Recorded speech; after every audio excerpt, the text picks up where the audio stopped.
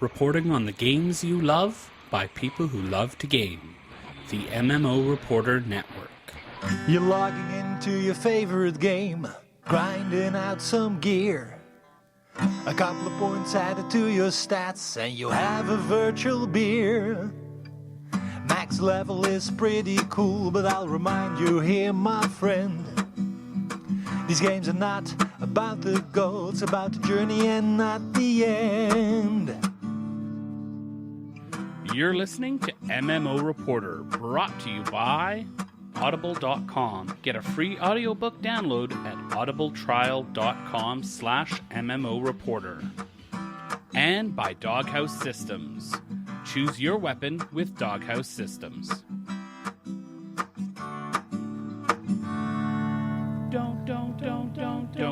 Don't forget about your ults you need to cherish.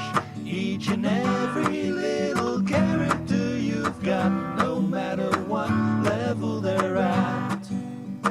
Don't forget about your ults. Hello everyone and welcome to another episode of MMO Reporter. This is episode 176. I'm Chris and I'm joined as always by I hate to say it, but I do have a favorite person who refuses to wear pants, and that is of course Layanor. Hello Layanor.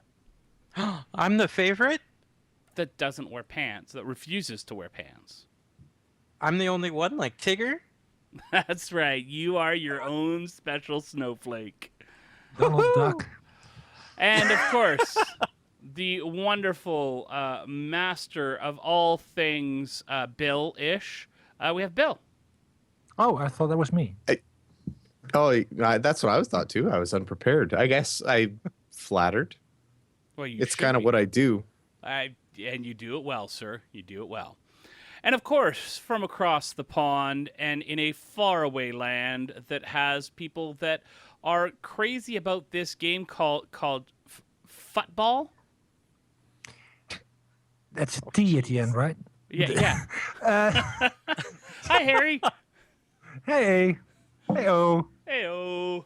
Are we Heyo. Johnny Carson's show now? Actually, yeah. Heyo. Oh, God. Oh, no, I'm Ed McMahon. I don't want to be Ed McMahon. Please don't make me be Ed McMahon. You are now Ed McMahon. Yes, sir. Twitter campaign started. At Harry Hall is hashtag Ed McMahon. No, he's not. You may have already won $1 million. Okay, let's go. Well, we are here, and we have got lots of stuff to talk about. One of the things you'll notice if you're watching the show live is something I wanted to mention, the wonderful new artwork that Layanor was in charge of getting all that put together for us, and I think it looks pretty fantastic. Good job, Layanor, getting all that together. Yeah, that looks very, very shiny and just pops. Pops Shiny like a and new. pops like a cat jumping into a Christmas tree. You can actually put the pandas from Elysium in there. That's cool. We know what you think of Elysium. I do believe there's even a poem about it. They had pandas. Elysium has a special place in this podcast history. That's It should true. be in the art. That's as does Eve. What with the dock blocked incident, but we don't have that in there. I actually did have stuff for Eve, but I just could not get it in there. No, I think it looks great. So I well had done. a fleet of ships in the background on the right, and it just didn't come out. Sorry, Harry. If you couldn't Did get try. it in there, that's the definition of dock blocking. But let's not dock blocking. And we're off the rails already. Let's get going with what we've talked about because we've got lots to talk. What? Not what we've talked about. What we've played because we do have lots to talk about. Layanor, why don't you start? Okay, I've been playing LOTRO, and I am actually 40% in the Entmoors into my next rank. I've been stuck at level. I've been stuck at 39% for like the longest time because I just haven't been out there that much. Because I've been playing Wildstar. Yeah, Like holy baby. cow! Chris asked me, would you like to go on Wildstar and level up and do check out the PvP and maybe do a video on it? And I was like, sure. And oh boy, is that taking a long time to level, Chris? It is not a hold your hand face palm sort of game, is it? Heck no, it ain't.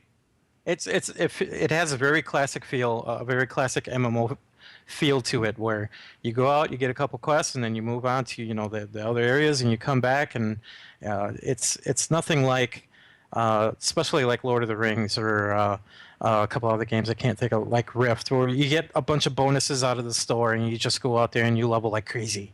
Yeah. It's not like that at all. You do have to go through a lot of the areas, and that is kind of nice. I like that. But I kind of don't like the areas. The areas seem to just be all kind of cluttered together, and there's really? just there's no open areas. There was only one area that was all snow and then kind of grassy fields, where it was just a And big open area. You just hit far side, right? You're just on in space now. Wildstar Yeah, in space. I'm in the space areas now, yeah.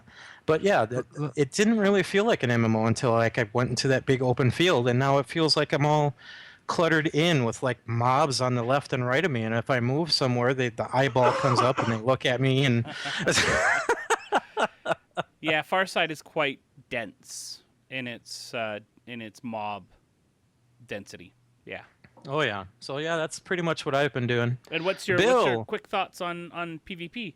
Have you gotten in there yet? I'm using that as a leveling tool because I really wanted to get into the PvP so I could, check it out thoroughly. Yeah. I've only been into 2 of the available maps, though, the practice arenas or practice battlegrounds or something they're called. Did you know that if you just get your housing plot set up, you can get a daily bonus to either... Yes. Yeah. So for those of you who don't know... You can get a PvP, you can get a PvE, and you can get a group PvE, which is dungeons and adventures and stuff. And they switch. They're either 5% or they're 10%, and they'll switch every day. Yeah. So at the very least, if you get your housing plot set up, you can get at least 5% on one of those 3, and you might be lucky and get 10. Mm-hmm. Yeah, and the cool thing, too, I don't know if you noticed, but unlike some other housing things, when you leave your housing plot, you go right back to where you left from. So that's really cool. You don't have to go back to the main city and then back out to where you were. Right. So that's cool. Okay, Bill, what did you do this week? And if you're going to talk about Wildstar, it looks like your Wildstar is smaller than mine. I have the smallest Wildstar, and it's a bad omen to me. I think that I already feel like I need a break from Wildstar. I think I don't know. I started off. I think I played it more than I think I've played most games actually lately in quite a while, with the possible exception of Guild Wars 2, and it's just feeling like a slog right now. Like I'm really, and again, for reference sake, I'm only level 14 right now, so I'm nowhere near where probably everybody else has got already. But I just feel like it's just walking through cement trying to get quests done and everything like that. So I'm, C+ is where I'm at right now. Aw. Oh, That's too bad. yeah. All right, So Harry, what about you? I did play Wildstar, but not as much as I wanted to. I have today, actually, the coming 2 days are set up for me to just play Wildstar, to finish up my review in progress. I enjoy it tremendously. I'm playing a engineer explorer, and I'm having a lot of fun. Human. And I know you detest that because that's so boring. apparently boring. Yeah. Oh, I would have thought you would have gone. Are you Exile or Dominion? I'm in exile. Okay, good choice. The Dominion has a funnier story, but the Exiles are the better faction. I'm just having fun with this, and I'll probably re-roll Dominion after my review is done, just to see the other side as well. Go Chua. Exactly. You get the hamster ball. I want the hamster ball. Yeah. Definitely need a hamster ball. But I'm having a lot of fun with it. I especially love the fact that it surprises me at every turn. I was at first worried that I made a mistake by choosing the Explorer as a path, because the first area that you get into, it's just fill out the map and plant some flags. And then the second area just throws challenges and platforming and all kinds of mini adventures at you. Yeah. And then all of a sudden it becomes a surprising adventure, which is what exploration should be. Right. That you're actually going to places that other people ignore and something cool happens. And the fact that something cool happens at several stages during each zone really has me hooked. So I'm having a lot of fun with that. Oh, that's Yeah, so I'm definitely loving it more than Bill, but then again, I probably played it less than Bill. So What I'm level are not you? sure what. I'm not even level 14 yet. Okay. I'm really early in. I did play some PvP and I did enjoy that, even though I didn't know what the hell I was doing. And one thing that I'm actually kind of surprised about is what Layanor just said, because he was with honest surprise in his voice about the fact that he would have to play the game rather than buy stuff to skip the game. And I find that that's a feature. If you're paying a subscription and you have an actual game to play and you can't skip parts of it, I would call that a feature. And I do begin to see the point of having a subscription game again, although I'm not sure that I'm willing to pay for 2, because I'm still desperate to get back to Final Fantasy XIV. And 2 paid MMOs side by side is probably a bit much. Anyway, I played Assassin's Creed because I want to finish it. The first Assassin's Creed, which everybody tells me is terrible. I tend to not agree because oh, sorry, insect. Oh, I thought it was an assassin. No, just a very scary bug. What was in that coffee? Finally. Hopefully not an insect. This is kind of a weird one. I reviewed a game called Monpiece, which is a PlayStation Vita game, and it starts out innocently enough at a girls' school, and the girls play a card battle type game, where cards conjure up monster girls that you place on a 3x7 grid, and they battle. It's a bit like Hearthstone, but with different kinds of elements. Right. And so far, so good. It was interesting, anime style with boring, long Japanese language cutscenes. But the card bit was good until I got to the point, not that far into the game, that you have to unlock the true power of the girl cards. And you do that by touching the Vita cards, the screen, the cards on the Vita screen. And you have to touch these girls on strategic places, and a little bar will go up if you do that correctly. And then to reach the level of extreme love, I'm not making this up, you have to hold the Vita upright, and it has a front touch screen and a back touch screen, and you have to put your hand across, so you're touching both the front and the back, and move it up and down rhythmically, caressing the screen. And I know what you're thinking, and this is exactly like washing a carrot.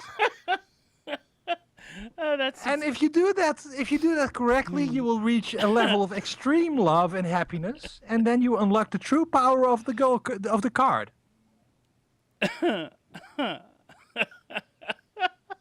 5 out of 5. Okay. No, I was speechless. Let's put it like that. This is not a gesture you want to make when you're sitting in a crowded train, for example. Just washing carrots. You know what? All you have to do, Harry, is you just lean forward a little bit, let your trench coat hang, covering the Vita a little bit, and then just look up and around nervously as you play this game very, very quickly. I know it won't take you long, and you reach maximum love and reach for the Kleenex, and you're set. Yeah, because you have to you grease from the screen. Right, You have exactly. to wipe that What off. else Yes. would I be talking about? I have, and we are of one mind. That's very good. Anyway, so that's Monpiece. It was the weirdest review I've actually had to write for a national newspaper. So did you look around in shame when your girlfriend walked into you cleaning carrots? I went up to my office and closed the door. You locked the door too, didn't you? Yeah, carrots, cucumbers, anything. Oh. Okay, so The bad thing, or the terrible thing, is that the actual card game bit is a lot of fun. So it's a very nice collectible card game system that's just wrecked by this ridiculous gimmick. It's okay. Do a Google search on Monster Monpiece, dear listener, Oh but make my. sure that you're not at work. Anyway, so Chris, what did you do? Right now, I'm googling Monster Monpiece. Ooh, I got to put my birth date in. Mm. Wow. It's a very interesting. If you go to the actual Wikipedia page for Monster Monpiece, there is a GIF animation that shows the gesture I was just describing. So there is. Let's see. There we go. There's for our live viewers. There can see. I mean, this is obviously cleaning carrots. Exactly. That's Right. what else? I mean, that's the first thought that came to mind. It's called, by the way, in case you were wondering, wonderful listener here, it is called the Extreme Rub system Yeah. and requires players to stroke both sides of the PlayStation Vita in order to seal the card and remove the clothing from the character in the card. But Years that's of to development. reach maximum power. Oh, this is so bad in so many ways. It is terrible. Oh, wow. Whew. This extreme rub system is officially known as the first crush rub mode. Oh man. I'm at a loss for words. So let's talk about Wildstar, shall we? Yeah, let's please. Because that is all I have done. I've done. That's what you want to rub. little bouts of Hearthstone on my iPad when I have a moment and I'm not near my computer or anything like that. But the majority of my time has been spent on Nexus. You can check out our Facebook page and you'll see I've posted a few different pictures from our time and from some viewers and friends of the networks. And some of you might remember Jason from some of our PAX videos in the past. He's playing Wildstar as well. And so some really great pictures there. Would love to have more pictures from people to post up on our Facebook page. I feel incredibly behind in Wildstar. The majority of my guild is already going through the attunements for the raids. And this is what? Are we 3 weeks yet past Head Start? 2 weeks. 2 weeks past Head Start, getting on 3 this weekend. So that's how quick. There were people. We did Head Start Saturday, right? Started the Friday midnight, and there were people that were 50 by Monday. And this is not a quick level game. This is a a bit of a grind, but not in a negative way. I don't mean that in a grindy way like Terra was a grind.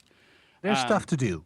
There's always stuff to do. You're always moving, but it's not that level hit, that little bit of endorphins that pump into your brain every time you hit a level. That doesn't happen as often as other games. So you have to be ready for that, because the carrot, the reward doesn't come as quickly as you might expect from other games. I couldn't even finish the pun. The word Always carrot clean is your getting carrot. a whole new meaning. Anyways, People are going to be Just- wondering why I refuse to eat any of my vegetables tomorrow. It's just going to be terrible. oh man, Just nibble it a little bit. we are worse than 12-year-old boys, just so you know that right now. And you can send your hate mail to steve@mmoreporter.com, and Steve will deal with all your emails, right, Steve? I think I did a very good job of keeping a very hands above the blankets type description of this game. So That was almost the Spider-Man meme. Is there a Spider-Man meme? You haven't seen the Spider-Man meme? I'm always behind in my memes. Oh my. That could be a meme. Harry doesn't know the meme. Yeah. But you're saying level 50 by Monday, but this isn't new, right? I mean, as the good folks of South Park said, how can you kill that which has no life? And those are the people who reach max level after the first. Yeah. So phase. take I a mean, look at the that's not live new. stream, by the way.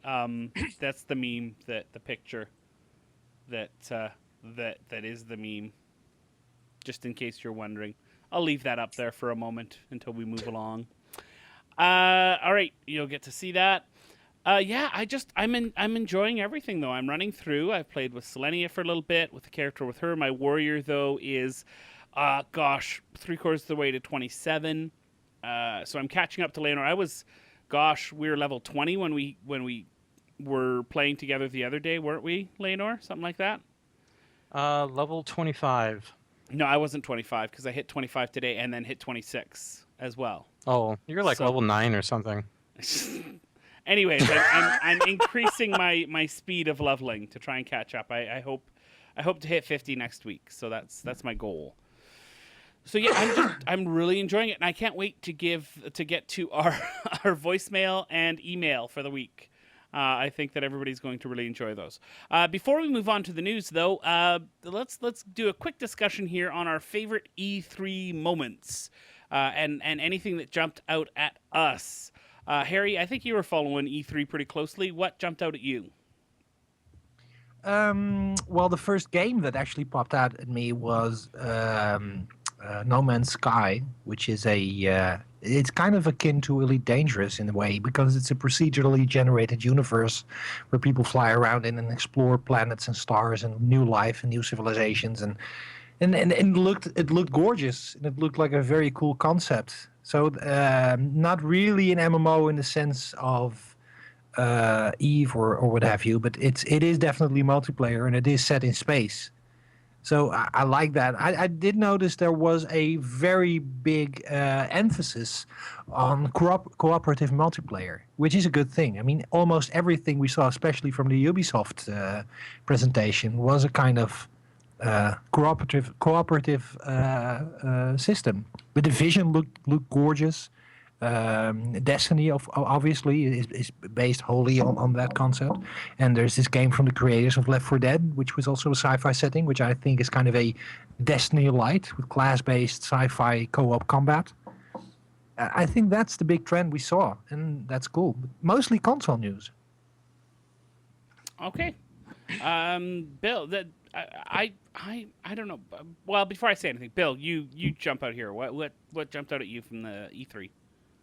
Well, the big thing was No Man's Sky. That's what I was most intrigued by. It does seem to be kind of taking a little bit of a different tack. It's not, like Harry said, it's not a traditional MMO. It's almost like it's trying really hard to not be an MMO, but it's still being kind of held together by the MMO glue. Reading some of the interviews and some of the information piece on it, it kind of seems like they actually want to try to spread the players apart so far that they actually don't encounter each other very often. And if you do, it's a bit of an event, which is an interesting tack to take. I think I'm actually kind of curious to see, just again, the procedurally created stuff, the in theory infinite content, but apparently it's a progressive, there's some progression to the game the closer you get to the center of the universe. So that seemed interesting to me. In terms of non-MMOs, I was kind of keen to see the new Star Wars Battlefront and see if that's going to take off. And other than that, I can't really recall another E3 that I was less thrilled by. Like I was really quite satisfied to see that Destiny looks totally boring to me. So Why do you hate fun? Why do I hate fun? Yes. I really am a PC snob, Harry. I'm not even going to try to hide it or mask it. The PC master race or nothing, as far as I'm concerned. See, and this is the perfect opportunity for me to say my thoughts about the whole Destiny thing, which is if there's anyone from Sony listening that would like to send out a PS4, just send me an email at chris@mmoreporter.com, and I'd be happy to help you out. Talk about, maybe some PlayStation stuff a little bit more. Talk a little Destiny. You never know. Thanks, Sony. Anyways, is that how it works? Because I'm no, kind of out of it coffee, never, ever, and I need some ever new works. Nespresso coffee. Yeah, well, I love my Nespresso. Mention it now. Go for it, Harry. Take a moment. Well, I'm just. I mean, if somebody from Nespresso is listening and wants to send me a couple of cases of all their Grand Crus, I would definitely not object. There we go. All right, Layanor, what about you? Oh, my Phantom girlfriend tells me Dust. we're out of bread too. Sorry, And milk. Layanor. Two milk. Oh, Layanor. Yeah. Harry, be quiet. Phantom Dust. Phantom Dust was a really cool original Xbox game that wasn't supposed to be released outside of Japan. It was the demo of it was accidentally put on one of the Xbox Magazine's demo discs, and you had to find a secret way to get to that demo because it wasn't presented in the list. People found it, and they found that they could actually play it online as well against people, and the game just kind of it got a really small following, but Microsoft ended up releasing the game here in the States. And what it is, it's like an arena fighting game where everybody has psychic abilities. Your skills pop up in your base, so you have to run, pick up your skills, and then run out and then attack players. The graphics on this game were really pretty. Everything in the arena was destructible, and it was a post-apocalyptic type of theme. So if you would jump up on stairs, somebody could shoot the stairs, and the stairs would just explode, and you would fall through and stuff like that. The game was just very, very cool and awesome. Apparently at E3, they have shown for Xbox One that they have they're doing a reimagining of the game and just giving it an update and putting it out again. And to me, this is absolutely amazing news. I love this game, and I'm really, really looking forward to seeing that. Awesome. That's, MMO-wise, I really didn't like. I really didn't look at MMOs that much. There wasn't all that much new stuff other than some Destiny stuff. I didn't see it, but like Bill, I was very uninterested in this E3, and I don't know why that it was about this particular E3. I don't know if it's because I don't know, I'm in the middle of a strike right now, but hey, that's fun. But I just was not interested. The only thing that really jumped out at me from the whole thing was the tease for Star Fox for Wii U. That may be a system purchase game for me. Because Star Fox. I mean, do I need to say anything else? No, but I understand why you are not interested if you are not following the gaming industry as a whole, because you're more interested in the niche that is the PC. Right. Well, and not just that too, but the MMO subgenre of that. I've been told many times that by a lot. This is a question I've asked a lot of the PR people from different companies, and they have all said without pause that E3 is the worst for MMOs. Even San Diego Comic-Con is better for MMOs, and obviously the PAXs are the best. Actually, Gamescom is the MMO show to go to because but I was talking North America, but yeah. Oh, sure. No, well, I was just thinking on an international level. And that's that's just why you're awesome. No, that's not about, I mean, it's just like Tokyo Game Show isn't really that good for MMOs, but Gamescom is, because Germany is very MMO focused. They have actual paper Dead Tree magazines, several devoted to MMOs. Oh wow. By the way, there was a A3 gameplay trailer from H1Z1, the sandbox zombie MMO from SO. We talked about that a while back. Yeah. I'm sorry, I really don't care anymore. I saw the trailer and oh god, I'm officially done with zombie post-apocalyptic survival horror MMOs. It had a good run. They had 5 minutes. You know what? The one thing I do have to mention though, and this is a little bit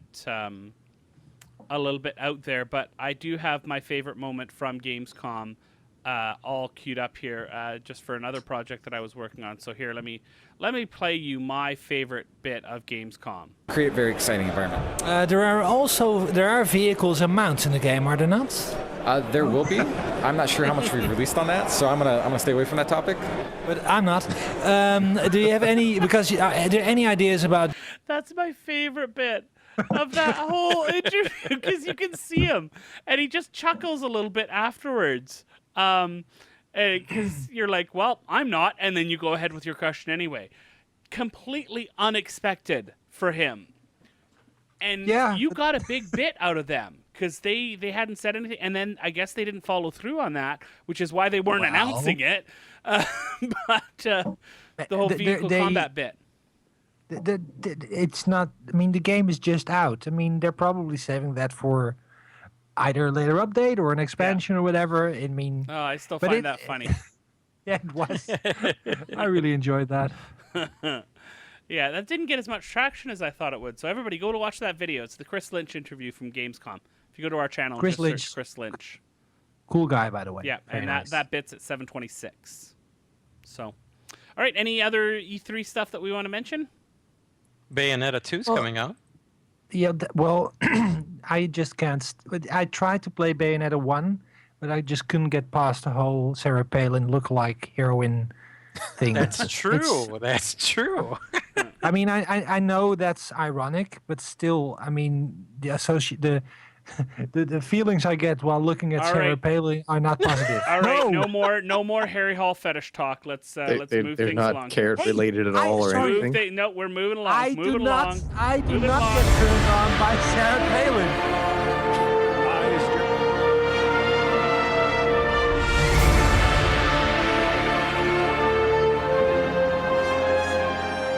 All right, Harry, let's get straight right into, without distraction, into the news. No comments necessary. Okay. Minecraft is kind of in an uproar currently because there is this EULA. And this EULA wasn't really enforced, and now it is. And a lot of server people who are actually running Minecraft servers are afraid that this might be the end of the multiplayer aspect of Minecraft. I will try to boil it down to you for you as best as I can. Minecraft, if you don't know it, it's the building block game, and a lot of people are running their own custom servers, and the EULA allows people to make their own mods and plugins for those servers, and people are very creative in that sense, and actually building whole new games, new worlds with new rules and new ways to monetize those servers, because running a server takes money. And many of these servers use this kind of freemium system that you have free access to the server, but you pay to get extra gameplay features. For example, the ability to fly or to enter creative mode. But in more advanced gameplay-centric servers, you can actually pay for gameplay elements. For example, if the game is class-based, you can buy classes or you can buy weapons, or basically the same idea you get with a game like League of Legends or a free-to-play freemium model MMO. Notch has now, Notch is the creator of Minecraft, the CEO of Mojang. He decreed that this aspect of monetization is no longer allowed.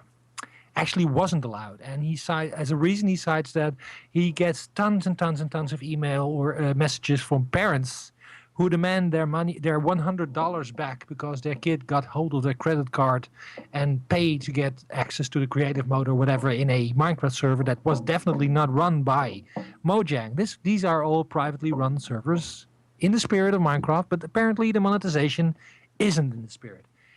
Notch has now said we will enforce the EULA as it stands, which means that a server can either charge for access or for cosmetic things in the server, but nothing else. And a lot of multiplayer servers are now in danger of not being able to run because they're losing their stream of revenue. So there was a trending topic on Twitter, Save Minecraft. A lot of people were actually worried that this would be the end of the huge and very popular server culture that is Minecraft. But could under this EULA, I don't know. It sounds like you'd be able to do like a trial, like you'd be able to have. I don't know if the code would support it, but hey, you get 30 minutes on free, and after that, you have to pay for access. So you get to try out the server, so people can try out the server, and then if they like it, they can pay for it. Well, but that's not the problem. Isn't that because that's all you must Minecraft is completely moddable. So there is no bit of the server or game architecture that is off limits to the coders. They can do anything they want with it, but they're not allowed to monetize it. And for a lot of these servers that are used by thousands of players, they are mini MMOs, so to speak. Right. And Notch just doesn't want them to monetize bits of the game. It's either you pay for access or you don't pay, or you don't ask for money at all. That's their thing. And there is this discussion now. There are some big players in the field that are trying. There's an open letter to Notch, and Notch is saying, I want to get this all solved out in a friendly way, but if not, we have to bring in the lawyers. And this is becoming kind of a standoff. And do you think I might? Oh, go ahead. Yeah. I'm wondering if there's some sort of liability issue from Mojang that they have to do this, or else they're liable. No, it's not that they're liable. I think they're just tired of all the complaints. It's basically when I did tech support back in the day, I got people complaining about the fact that their Wi-Fi printer wasn't working, and people were calling tech support for the internet service provider to ask about that. And you get very aggressive, very tired, and very sick of those people very soon. And I think this is a similar thing. This is just Mojang being very sick and tired of people, parents looking at Mojang, blaming them for a loss of money that was just not something they either intended, wanted, or allowed, but are held. Well, they are held responsible for it by the parents. They see Minecraft. They don't see that there is this guy somewhere running a server asking money. It's like like a private WoW server, obviously. But and then they're blaming Blizzard instead of the person who's running the private WoW server. Exactly. That's the whole thing. Yeah. Now, a quick question for anybody who might know. I remember, and I have to. This is going back deep into my archives of my memory. Didn't Mojang say that they were going to host Minecraft servers now? I seem to remember, Minecraft Realms, right? Mm-hmm. So that's $13 a month, and then basically it's Minecraft servers hosted by Mojang, right? Yeah. And so do you think that by doing this, they will see any monetary benefit for this? That's what I was thinking too. It might. You mustn't discount the creativity that goes into those servers that use these quote unquote illegal monetization things. There's a reason people are willing to pay for that. There's some people who are investing time in making something unique and crazy. And I don't think they will do that if they are not getting paid for that. I agree, but what I'm saying is the reason that Mojang is doing this is to push more people towards the Minecraft realms rather than other servers hosted by others? Your guess is as good as mine, and I'm very curious if I would be surprised if that didn't play a small part in the decision. Mm-hmm. The one thing I'm wondering, it sounds very parallel in a reverse way to the evil line "greed is good" controversy, when the memo leaked out from CCP, "Greed is good," which was obviously tongue-in-cheek, where they were discussing the possibility of microtransaction in the game, and the entire community went in an uproar, and a lot of people left Evil Line and went over to Continuum and other types of games. And this is the reverse thing. This is basically Minecraft saying we don't want microtransactions. We want people to either pay or be free, and they're getting a bad rap for that. And I would not be surprised if a lot of people who are now running Minecraft servers are looking to a different platform. And there are some competitors out there that could prove to be the next thing, at least for a subset of this community. Well, and going back to E3, isn't Project Spark trying to eat a little bit of that lunch? Well, but that's Microsoft. Nobody likes them. That's true. And also wanted to point out real quick a series of questions that Notch posted this to his Twitter. It was basically 5 questions from Polygon, and questions like the argument goes that these servers do good for Minecraft. They're a valuable part of the ecosystem. Sorry, I had to spot fix grammar. They are a valuable part of the ecosystem, but they need the pay to win functionality to survive. People enjoy them, so why not leave them alone? And that's one of the questions, by the way. And Notch's reply was, "Your questions seem hostile and force me into a defensive position, so I will answer in vain." And the answer to his question there was, "I disagree with your premise." So, well, the premise Love that they are the premise that they are necessary to for a viable ecosystem is debatable. there I you mean, go. it is. I understand that there are people who make money, and I understand that there are people who enjoy playing on those servers and pay money. But it doesn't mean that they represent all that is good and holy about Minecraft. Yeah. All right. Any last comments? I think we've talked about this enough. We need to move things along. Nope. All right, Bill, you're up.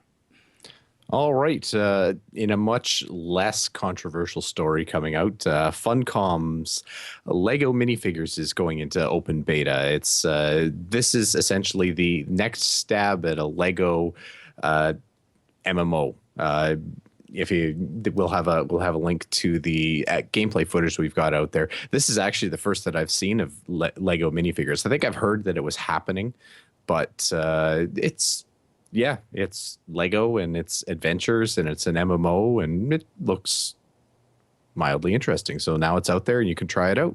So what's the play style like MMO wise? Are we playing like the whole thing about the Lego MMO, Lego universe, was that it was all about building, right? That was what it was built around. This is I think a lot more in the vein of the Lego console games that have come out, Lego Harry Potter, Lego Lord of the Rings, not Horde of the Rings, and Horde is good. Yeah, I was trying to bring it into World of Warcraft, but it didn't happen. So it's a lot more in that vein. It looks like it's basically a point and click type adventure. It's almost strikes me as Lego Diablo. No, not even Lego Diablo. That would be too dark. This looks. It's like the gameplay is Lego Diablo with a lot more bright and happy paint put on it. Yeah, it seems to be a like the gameplay at least looks to be just like all those games that you were mentioning, right? This is Lego Lord of the Rings. This is all that sort of stuff. Now you get to play with your friends in a more persistent world. Mm-hmm. So that's exactly. Cool. Are you excited, Bill? Excited is a strong word. I'd probably put interested in there, mildly interested. No, it doesn't see it seems bad. If you're looking for a nice G-rated game, I mean, they have kind of a neat system with a neat class system in there, in that you can hot swap what they call what was it? Basically different figurines, like little different Lego figurines that you can play, which are different classes, but they're just wildly different classes. Like you'll have there's like a figure skater, and then there's an archer, and then there's a Medusa. And then there's a wild range there, which is kind of cool. And I'm assuming that's where the money is made, is to go and buy these new figures that you play. So the figure skater is beat by the Tonya Harding character. Yeah. If you have 2 figure skaters in your party, then they automatically have team damage turned on. Friendly fire on.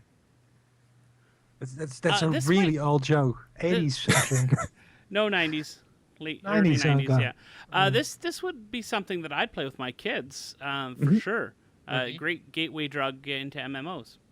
Well, and the gateway is actually that Lego movie. I swear I've heard that song, Everything is Awesome, probably 1,000 times in the last few days. Everything is cool when you're part of a team. I still have to see the movie. Maybe all 4 of us should get on this game. Maybe not. And then And then all we would need to do is just constantly have the stream up all the time of us, like, sleep deprived forever and ever and ever. And just as we go, just the song is on loop again and again and again. Just Everything like is awesome. Everything is cool when you're part of a team. for like 48, 72 hours. When we live in our I dreams. don't really see the upside there. Okay, we were bad enough at the end of 24 hours. Can you imagine at the end of 48? I can't. I'm pretty sure there would be a crime committed before we hit 48 hours. The crime is One of going us too would be long on the arrested Lego for- game. One of us would be arrested for something, and I don't know what it is, but it wouldn't end well. Layanor, what do you think? Is this something you're going to jump into? This is something that I would introduce to kids that are friends of mine to get them into the using the keyboard a little bit more for gaming and just introducing them to the computers. You know, for the first time, I think that this would be a great tool for that. If I'm going to jump into it, I guess if you're willing to pay me. There's a word for that if you play for money. Okay, let's move on to the next story. 10 out of 10. Don't you think? Chris, I think you have the next story. No, actually, Layanor does, doesn't he? Isn't that No. the... No, No. that's Chris. Oh, I totally skipped ahead. I'm so sorry about that, everybody. Black Gold's open beta starts on Friday. So another MMO coming out at us.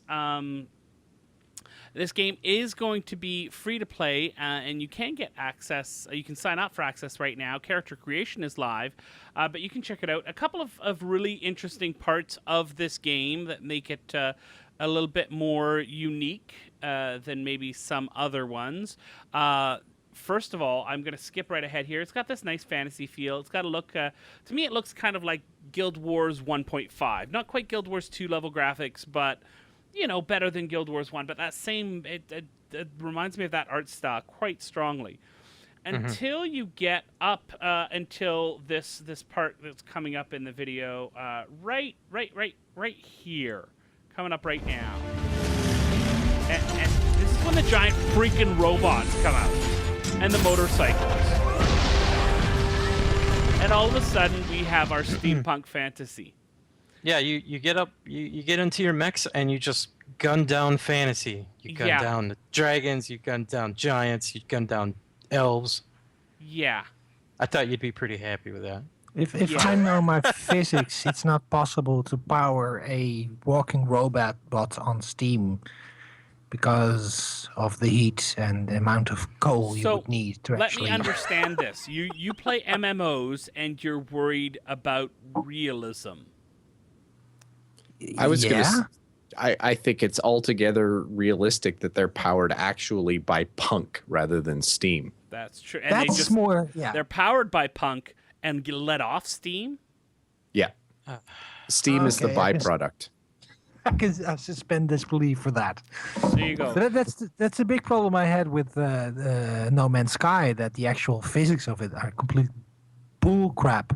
It doesn't work that way. I mean, I've been playing Kerbal Space Program long enough to know that reentry is a heat-generating process that takes several minutes.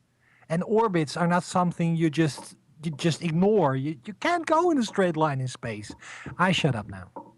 Yeah. It's No Man's Sky, also powered by Punk, I bet. Yes. We have a show title, Powered by It's Punk. the power of Punk. Powered by Punk. There It's you the go. power of Punk. That's so bad. That's terrible. Oh, That doesn't. no. Oh, It's like the opposite of Punk. yes. Please. That's complete. Please. That's just amazing. I love that. That's gonna be like stuck in my brain all night. Thank you very much for that. Oh, you're welcome. Yeah, it's painful. I no Here to longer help. like you. I really like that song though. Are you sure? Yes, because it's from Back to the Future. Huey Lewis in the news. Come on. No song should have 2 minutes and 30 seconds. There you go. Just for you, Harry.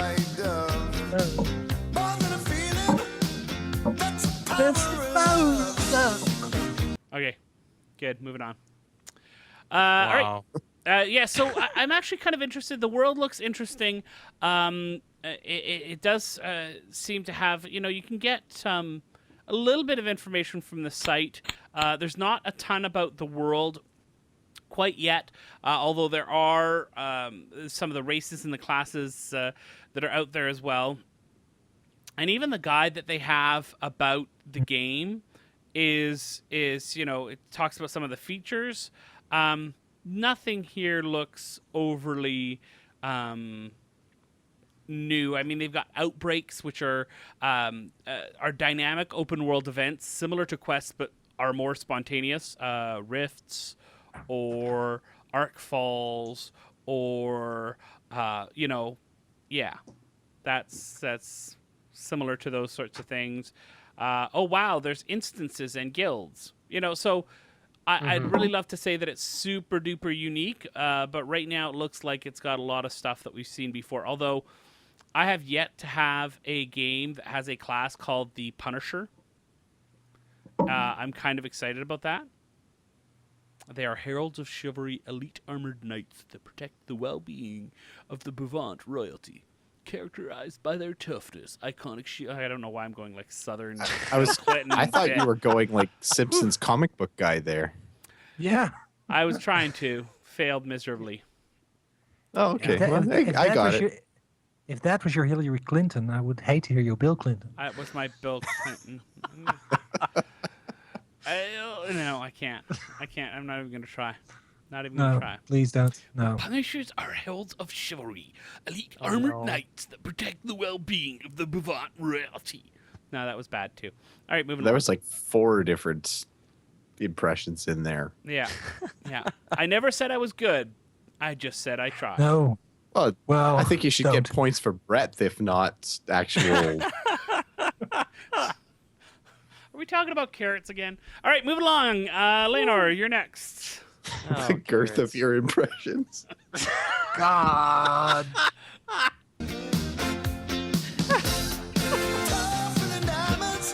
Power of extreme love. Okay. I think we should talk about a game that has dropped its EverQuest moniker a couple of months ago. And I think Layanor is the guy to tell us about this game that is not called EverQuest anymore. Yes, it is called Landmark, and there has been a major patch that has been added to the game. They've added water and caves into the game. Anybody that hasn't played it in a while because they were just kind of bored digging at the dirt for a while can actually go into the game and explore the caves that have randomly generated throughout the worlds.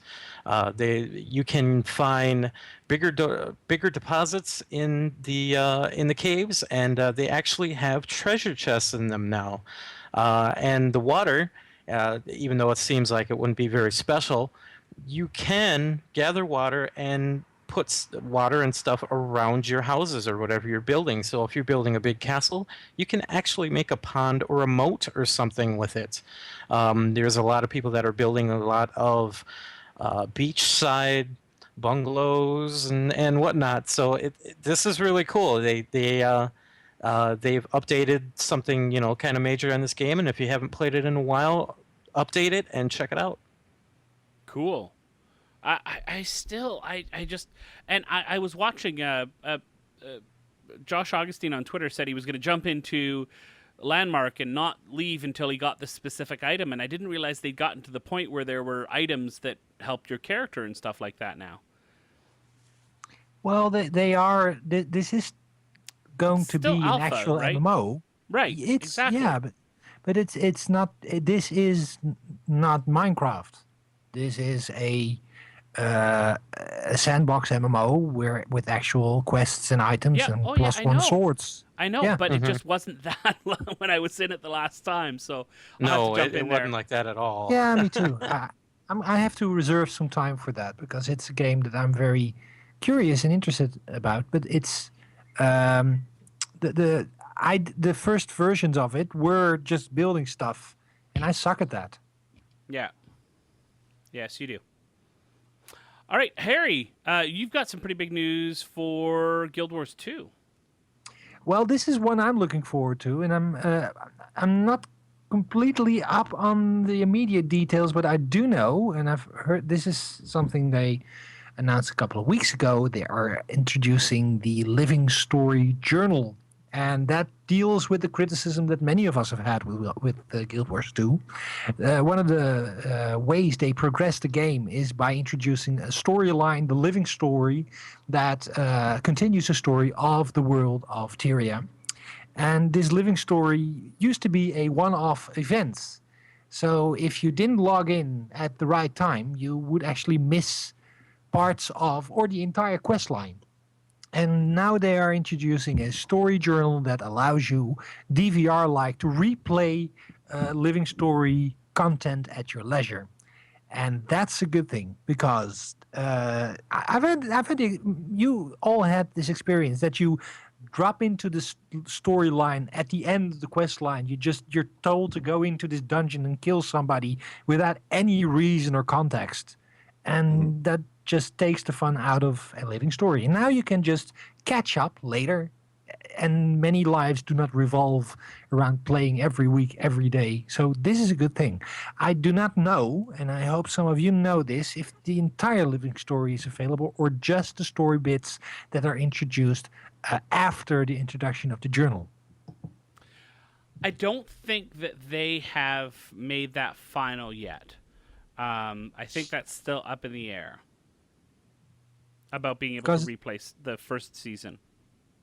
Yeah, but I would be fine with them introducing it in season 2 and picking up from there. It's perfect. They might have to build the living story around this ability, and it just simply might not be possible to do in a reasonable way with the other stuff. The reward to amount of time to code it ratio might be way off. I think something like the Karka event is impossible to do again. Right, exactly. Well, Yeah. even the siege on Lion's Arch, how do you start that up again? Because just from the sheer number of people you need to be participating, how likely is it Exactly. you're going to find 100 other people that all want to be doing Right. the siege of Lion's Looking Arch for at group. that moment? Yeah, Looking for there you group. go. Yeah. Looking for there's mob. there's your 100-person raid. There you go. I do worry if this handicaps their future content updates, if they will steer clear from epic updates like that, or if those will just be skipped by the journal, that there are just limitations to what you can replay. Yeah, the thing is though, I do trust them, ArenaNet, in building something that is going to be fun no matter what. And it's going to be awesome, and it's going to feel epic because they can do that. They've proven that. I think it's just going to be a shift in mind frame. What do you think, Bill? You've been into Guild Wars 2 a lot. Well, I kind of see how the way I see this shaking out is I could see them introducing large events still with the story as it progresses. So like mega battles that require 30 to 100 people to do in the public world and that kind of thing. Maybe even a few. I can't even remember the last time they did an actual dungeon run. I think there was a couple back when that Southland Cove was originally put in, but even that you could run solo. But I think there's going to be 2 tracks. So that's what's going to happen. Is there's going to be a piece that you can run solo that tells the story, that advances the characters and introduces new characters and that kind of thing, that's going to sit nicely in your journal that you can go and review later. But the other stuff that is the big raid type events, even though it's not a raid, that's going to be its own separate animal that doesn't make it into the journal, but may stay as a permanent or semi-permanent event in the world, because obviously we still have a few of those out there. Because you could still fight the Karka Queen if you really want to. Yeah. I do hope they will introduce better endgame zones as well as this. Because when I went back a couple of weeks ago and I actually went to Ur to see if many people were doing the group content. I had the same experience I had as just after launch. Some events were still broken. Some groups were doing little stuff and not much was happening in the big end game area. So I really hope that that will get some attention soon as well, and not just this little story update thing. I still can't remember a game that I've enjoyed leveling up through more than I enjoyed leveling up through Guild Wars 2, and at the same time having been as bored with the end game. Like, to the point where it's like, what end game? Just keep doing what you already did. I agree. It's the best leveling experience I've had. I've never had so much fun exploring and questing, even more than I now have in Wildstar. But then again, I have to still play a lot more of Wildstar. But okay, we are in agreement. We have consensus. So say we all. So say we all. All right. So I've got a couple different things from our listeners here. First of all, let's take a listen to a voicemail talking about our last show where you were away, Harry. All right, here it is. Yeah, this is a long-time listener. Just finished listening to your MMO podcast, and I just thought that I just wanted to drop you some constructive criticism. A little disappointed in the quality of your podcast lately. Was really disappointed to hear the latest one while Chris was basically gaming and trying to do a podcast. Always thought of you guys as great podcasters, and it looks like some of your podcasting skills may be digressing some. Maybe just kick it up a notch, guys. We'd like to hear about the game and not you playing the game. Thanks. Oh. Ouch. Well, there wasn't a name there, so sorry about that. We tried to switch things up and do something a little bit different every once in a while, and I guess that doesn't resonate with you. Let's take a look at this email that we've got here too, because it's on a similar topic. Hi guys, after trying ESO and being really uninspired, I decided to give MMOs a rest for a while. I've been catching up on my Steam sale backlog, Bill, and spending time with my family. I was doing just fine. Then I listened to your last episode of MMO Reporter, and your blatant fanboy excitement about Wildstar intrigued me. This will be my next MMO when my Steam backlog is cleared, said I. If I had stopped listening at this point, that would have been the end of it. But no, just as I thought I had looked temptation in the eye and survived, I heard the words, "Double kill," in the background, which brought back memories of a misspent youth playing Unreal Tournament, and I was downloading the game before I even realized it. I spent most of the day. What are my hands doing? I spent most of the day playing to level 10 as an exile spell slinger and having the best time. Although my unplayed Steam collection is once again gathering dust, sad face. There is something about the cartoony graphics which makes this a nice thing to look at with my eyes, as opposed to ESO, which was gray and dull by comparison. Every game should have a palette which includes teal. It is your fault. I was happy in my non-MMO world, and I would like you to apologize to my wife and 5-year-old daughter. They just got me back, and now Daddy once again only contributes to conversations with monosyllabic grunts from the PC in the corner of the room. Finally, any optimization tips for AMD graphics card users? He's using a Radeon 7970 and it's M, and it's chugging along at about 25 to 40 FPS on medium settings. Other games run fine at ultra at about 60 frames, but this one is a little bit chunky. AMD graphics users. I can help with that. Oh, go ahead. Because I have the exact same graphics card, and there's a very easy solution. You stay away from the crowded areas. There is actually a way around this. Some people have reported on the AMD cards if they run it in DX9 mode. So is it tilde? Is that the name of the key at the top left of the keyboard there next to the one? Yeah, that's so if you go into the shortcut, you go into properties, afterwards you put space tilde and then DX9. That'll force the game to run in DX9 mode. And some people have been reporting that they have had increased graphics, frame rate on AMD cards by forcing it to run in DX9. Mm-hmm. And my solution always works. Yes. Yeah, Harry, as always, is always right. In this kind of case, we have a T-shirt. He has been wrong. Yeah. Oh, dang. Anyway, long and short, when you've got a workaround like that, when obviously ducking down to DX9 is the fix, very likely this is the kind of thing that gets fixed out in driver updates in the future. So you kind of just have to keep an eye on AMD's website, and even if they've got beta drivers that have come out, it's probably worth a try to see if it gives you a bit of a boost in WildStar. I have heard that they're working on it. So he says, thanks for reading and love the show, Dave from the north of England, where everybody talks like Sean Bean and winter really is coming. So, I kind of put those two together because they are opposite ends of the spectrum all the time. And I think, and you guys can pipe in on top of this, I know for me, we try to do some different stuff sometimes just to change things up, both to keep ourselves interested and hopefully to keep you interested so we don't do the same thing week after week. Sometimes it's a hit, sometimes it's a miss, and sometimes it's both. Yep. I just know that any show that I'm not in is a disaster for our listeners. But apart you don't from know that, how true that is. the video card, I just have to. My nerd brain just latches onto this. If he has a Radeon 7917M, that means he has a laptop, and most likely an Alienware laptop. And most likely he will not be able to use the AMD drivers directly. He has to go to the Alienware website, because if you do not install from the Alienware sites, you will have drivers that are not exactly compatible with your Alienware system. This warning brought to you by Harry.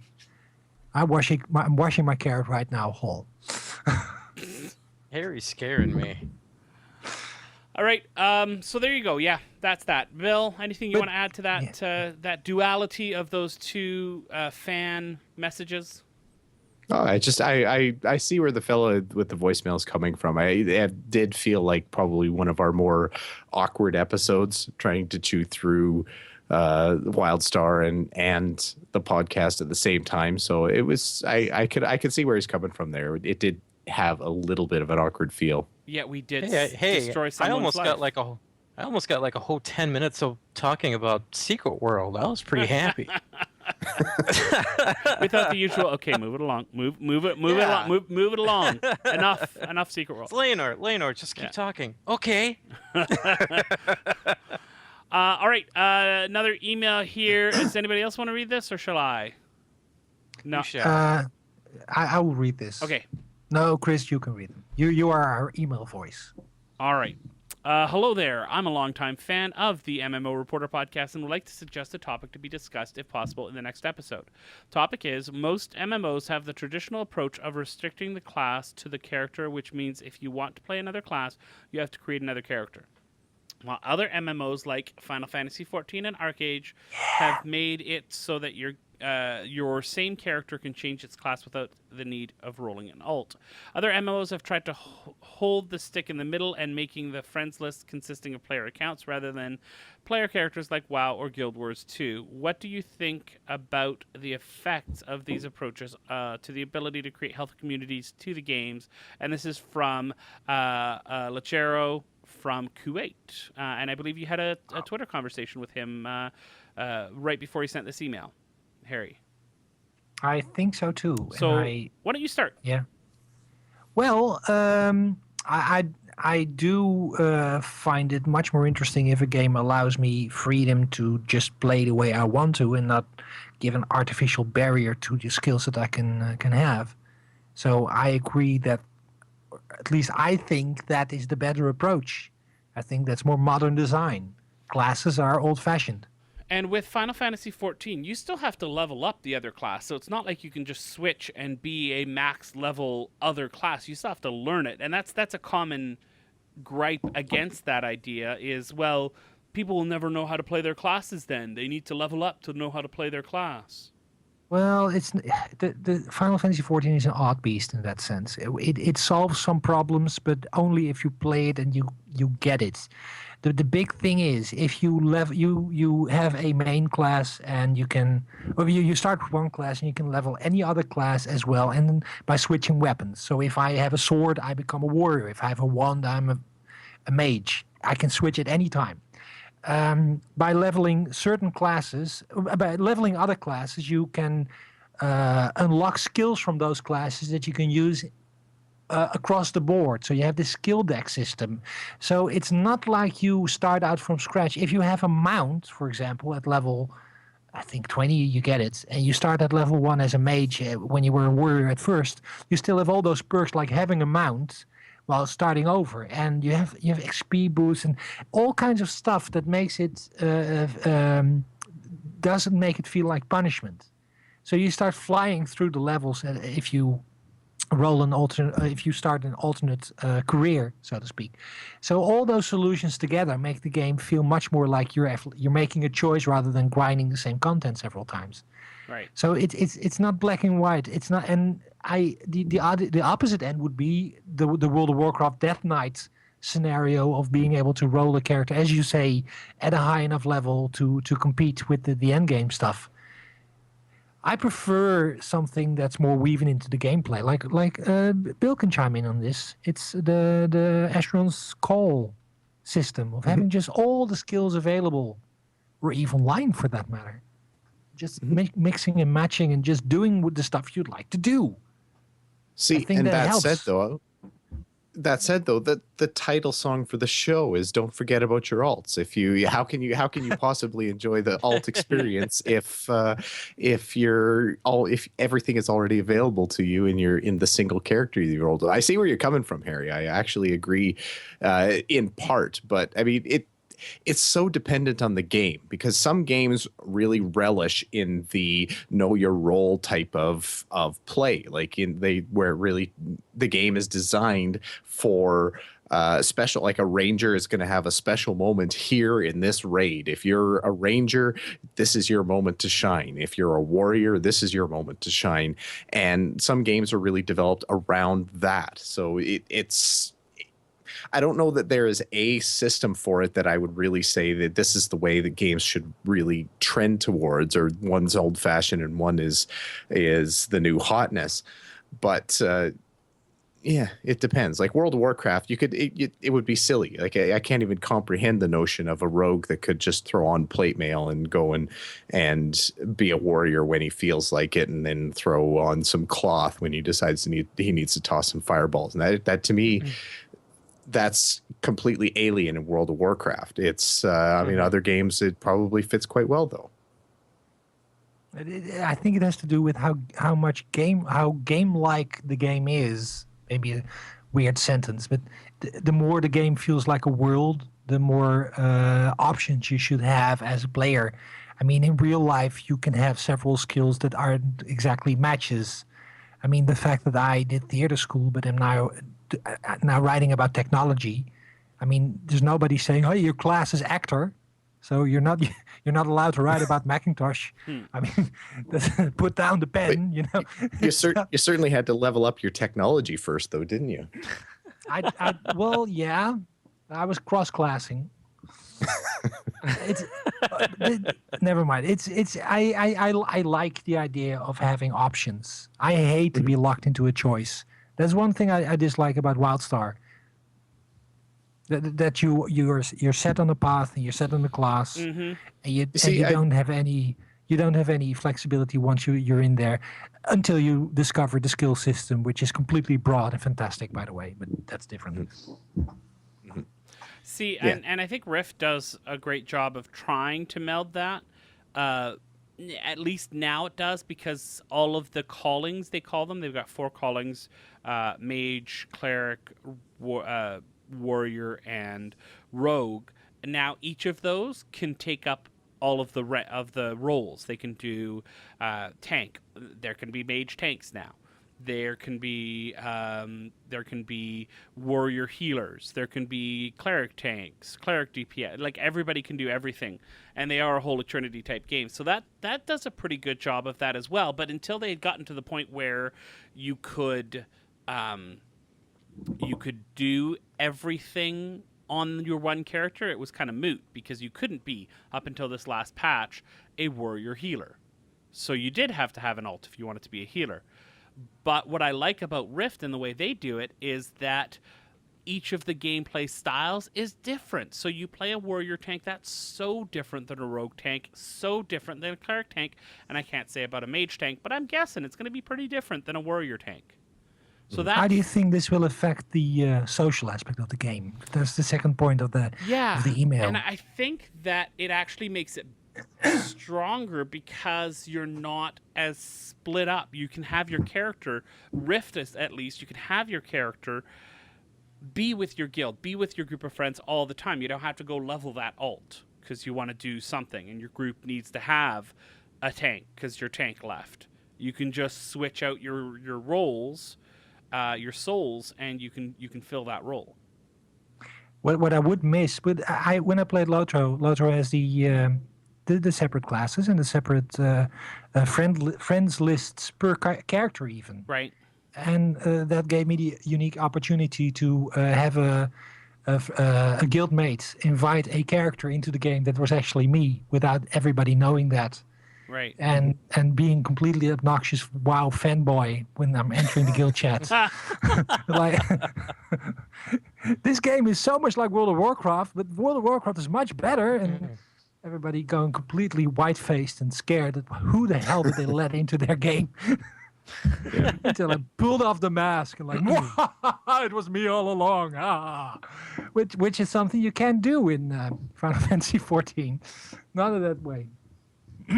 I think that there's systems that will let you just take whatever skill from whatever tree and just make your own class.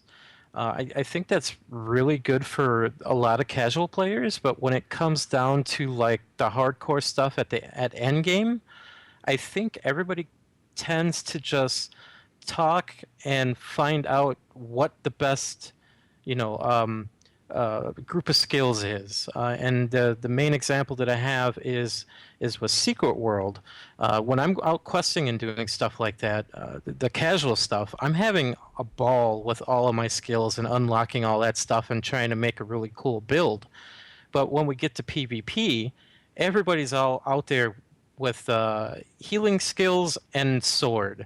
And all you see is shing, shing, shing, shing, shing, shing, and they just group together and shing, shing over and over and over and over and over until somebody dies. That's because they all have the same type of skills. They some of them change up a little bit to try, like do more parries and do more damage when they block and stuff like that. But they all try and focus on what the best build is, and it all comes down to one class. And usually, that's what I've seen. I've seen this in Final Fantasy 11 as well when we were getting to the end games of. You moved on from Secret World. Yes. When we were doing raids, they would not let you in unless you had a specific build. You had to be, if you were going to be a healer of any kind, you had to be black mage, white mage. If you were going to be a tank, you had to be soldier, and I can't remember what the second one was. They would not let you into groups unless you had the proper build. There you go. So it could be stronger for the community to do that. He says his personal thoughts is that he highly recommends the Final Fantasy Arcade approach because it's much easier to get to know people since you might team up with the same character more often rather than teaming up with some alts that you do not know who the real player is and whether or not you've met them before. In other words, it is easy to see more familiar characters outside of the friend list / guild area. This approach also helps players to care more about their reputation, which I really felt that in the old days of Final Fantasy XI. So he's currently playing Arcade, the Russian version, although he doesn't speak Russian, Guild Wars 2, Rift, and Neverwinter. So thank Lechero. That's a really awesome email and a great discussion topic. Yeah, thanks, man. Heck yeah. That was great. Yeah. Okay, let's talk about our sponsors real quick. Doghouse Systems. Gotta love Doghouse. They have a super awesome deal for you if you go to doghousesystems.com. Pick yourself a system. Use the coupon code MMO Reporter. They're going to double your RAM for free. Boom. Just like that. No extra cost. And they've got some pretty kick-ass systems there right now. And also Audible. Go to audibletrial.com/MMO Reporter to get your first month free. Check out all those great Audible books, Audible audio books. And even if you cancel in that first month, you sign up, cancel, you get to keep that audiobook. So that's pretty cool. So if you just want a free audiobook, go sign up. Bill, if people want to get a hold of us, what are some ways they can do that? Well, I don't know. From the way this show went, I think everybody's already got it figured out, but I'll say it anyway. You can find us on the web over at MMOreporter.com and check out our site there with links to all the other MMO Reporter podcasts, as well as a fancy little widget on the right-hand side of the page to leave us a voicemail if you're so inclined. You can also call us at 616-666-6778 to leave us a voicemail the old-fashioned way. You can send us an email, mmo.reporter@gmail.com. You can find us on Facebook, facebook.com/MMOreporter. You can tweet at any of us, and I mean any of us, either at MMO_reporter for Chris, at Harry Hall for Guess Who Harry Hall, at Layanor, or at MMO Bill for yours truly. Finally, head on over to YouTube to check out our channel there, youtube.com/user/MMO Reporter Network, for all shows that are getting posted up there as YouTube streams, as well as game streams, previous game conference coverage, and all kinds of other neat little MMO Reporter nuggets. Awesome. Well, thanks, everybody. Thanks, Bill, for a fantastic show. It was a lot of fun. I thought it was really good, too. I was a little concerned about the nuggets at the end, but I think, well, if we don't mention nuggets too many more times, then people will just let it go nuggets. I hope so. Harry, thanks. As always, it was a blast. It was a pleasure. And, of course, Layanor, good job. Well done, and thank you. Thank you. I just updated my Scarlet Blade client. Nice. All right, thanks, everybody. Hope that you enjoyed listening to the show. We hope that you download it again next week, but most importantly, we hope to see you in game. Don't forget about your ults you need to cherish. Each and every little character you've got.